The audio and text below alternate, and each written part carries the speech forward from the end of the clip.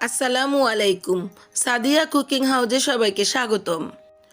আজকে আমি আপনাদের সাথে খাসির মাংসের শাহি বিরিয়ানি রেসিপি শেয়ার করছি। আমি এই রেসিপিটি খুব সহজ করে এবং ঘরে থাকা মশলা দিয়েই তৈরি করেছি।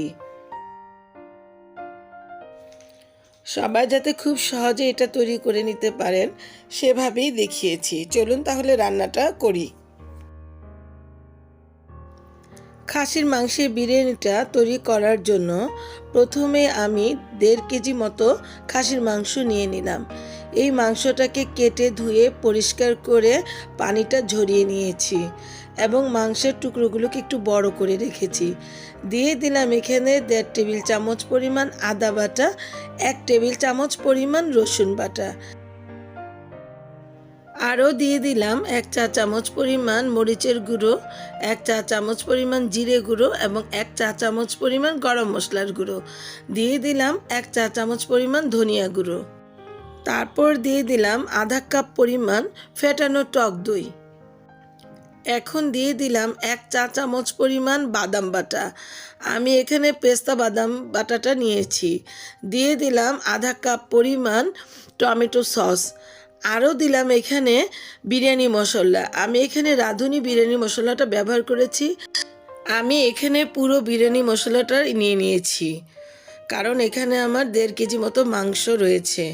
তারপর নিয়ে নিলাম স্বাদ মতো লবণ। এখন এইগুলোকে খুব ভালোভাবে হাত দিয়ে মাখিয়ে নিব।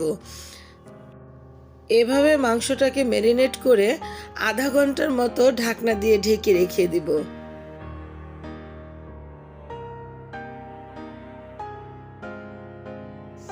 আধা ঘন্টা পর ফিরে আসলাম। চুলায় একটি ফ্রাই প্যান বসালাম। ফ্রাই প্যানের মধ্যে আধা কাপেরও একটু বেশি তেল দিয়ে দিলাম। নিয়ে নিলাম 1 কাপ পরিমাণ কুচানো পেঁয়াজ। পেঁয়াজটা একটু সফট হয়ে আসলে এখানে ম্যারিনেট করে রাখা মাংসটা দিয়ে দিব।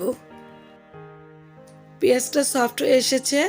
এবার এখানে মাংসগুলো খুব সাবধানতার সাথে দিয়ে দিলাম। মাংসটা দেওয়ার পর চুলার হিটটিকে প্রথমে আমি কিছুটা মাঝারি থেকে উপরে বাড়িয়ে দিব এবং এই অবস্থায় মাংসগুলোকে খুব ভালোভাবে নেড়ে চেড়ে নিব। তারপর 5 মিনিট ঢাকনা দিয়ে ঢেকে রেখে দিব। 5 মিনিট পর ফিরে আসলাম। এখন ঢাকনা খুলে মাংসগুলোকে বেশ ভালোভাবে নেড়ে চেড়ে দিব এবং চুলার আঁচটিকে মাঝারি থেকে নিচুতে করে দিয়ে আবার 10 মিনিটের জন্য ঢাকনা দিয়ে ঢেকে রেখে দিব। 10 মিনিট পর ফিরে আসলাম। দেখুন মাংসটা থেকে যথেষ্ট পরিমাণ পানি বের হয়ে এসেছে।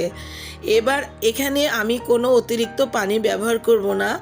এই পানিটার মধ্যে মাংসটাকে কষিয়ে কষিয়ে আমি সিদ্ধ করে নিব। এবার চুলার আঁচটিকে লো হিটে রেখে এই মাংসগুলোকে আধা ঘন্টার মতো ঢাকনা দিয়ে ঢেকে রেখে দিব। আধা ঘন্টা পর ফিরে আসলাম। মাংস থেকে প্রচুর পরিমাণে তেল ভেসে উঠেছে। এবার এইখান থেকে কিছু পরিমাণ তেল আমি আলাদা করে উঠিয়ে নিব। এই যে এরকম করে কিছু তেল বাটিতে উঠিয়ে রাখলাম। মাংসটা সম্পূর্ণরূপে সিদ্ধ হয়ে গিয়েছে। এবার এই ঝোলটা টেনে আসা পর্যন্ত অপেক্ষা করব। এবার চুলায় আরেকটি ফ্রাই প্যান বসালাম। ফ্রাই প্যানের মধ্যে 2 টেবিল চামচ পরিমাণ তেল দিয়ে দিলাম। তেলটা গরম হয়ে আসলে এখানে আধা কাপ পরিমাণ পেঁয়াজের কুচি দিয়ে দিলাম। তারপর এটাকে একটু নেড়ে চেড়ে সফট করে নিয়ে 1 চা চামচ পরিমাণ আদা বাটা এখানে দিয়ে দিলাম। আদা বাটা দেওয়ার পর এখানে স্বাদ মতো লবণ দিয়ে দিলাম। লবণটা দেওয়ার পর এগুলোকে খুব ভালোভাবে তেলের সাথে ভেজে নিলাম।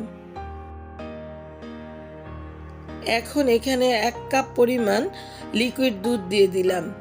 আমি এখানে পানির পরিবর্তে দুধ দিলাম।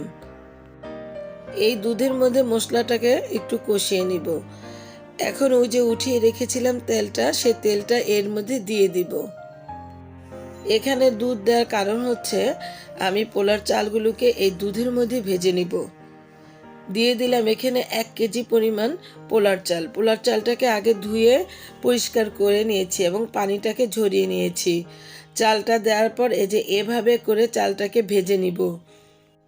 এতে করে পোলাওটা খুব ঝরঝরে হবে।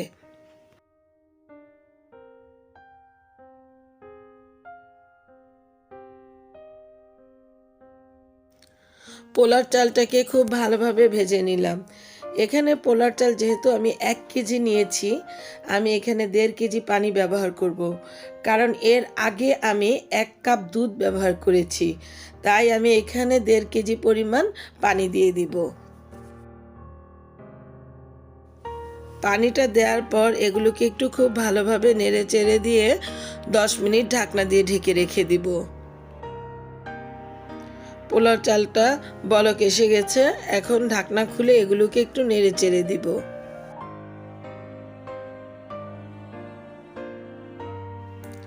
পানিটা শুকানোর জন্য আরও 5 মিনিট ঢাকনা দিয়ে ঢেকে রেখে দিব। এরপর এটাকে খুলে আমি একটি তাওয়ার উপর রেখে দিয়েছি, যাতে করে পানিটা ভালোভাবে শুকিয়ে যায় এবং পোলাও চালটা ফুটে যায়। পানিটা চারপাশ থেকে শুকিয়ে গিয়েছে এবং এই চালটাকে ফুটানোর জন্য আরও 5 মিনিট ঢাকনা দিয়ে ঢেকে রেখে দেব। 5 মিনিট পর ফিরে আসলাম। দেখুন পোলাওটা মাশাআল্লাহ খুব সুন্দর হয়েছে। এখন পোলাওর চালগুলোকে চারপাশে সরিয়ে নিয়ে আমার রান্না করে রাখা খাসির মাংসটাকে এর মধ্যে আমি দিয়ে দিলাম। মিনিট 5 মতো ঢাকনা দিয়ে ঢেকে রেখে দিলাম। 5 মিনিট পর ফিরে আসলাম। এবার মাংসগুলোকে চালের সাথে খুব ভালোভাবে নেড়েচেড়ে মিশিয়ে দিব। মাংসের সাথে চালটাকে খুব ভালোভাবে মিশিয়ে দিয়ে দিলাম এখানে 8 থেকে 10টি কাঁচামরিচ।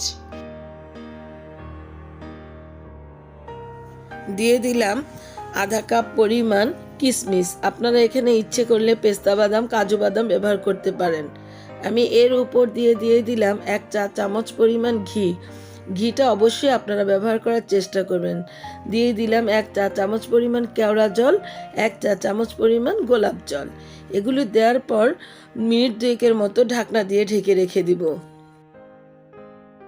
মিনিট 2 পর ফিরে আসলাম। দেখুন বিরিয়ানিটা মাশাআল্লাহ খুব সুন্দর ঝরঝরে হয়েছে। আমি আপনাদেরকে এটা পরিবেশন করে দেখাচ্ছি।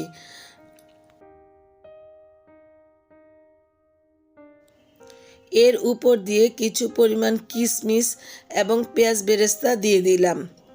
আমার এই রেসিপিটি যদি আপনাদের এতটুকু ভালো লেগে থাকে, তাহলে আপনারা আমাকে লাইক, শেয়ার, কমেন্টস এবং সাবস্ক্রাইব করতে ভুলবেন না প্লিজ। আর যারা আমাকে সাবস্ক্রাইব করেছেন তাদেরকে অসংখ্য অসংখ্য ধন্যবাদ। আবার হাজির হব অন্য কোনো সময়ে অন্য কোনো রেসিপি নিয়ে। আল্লাহ হাফেজ।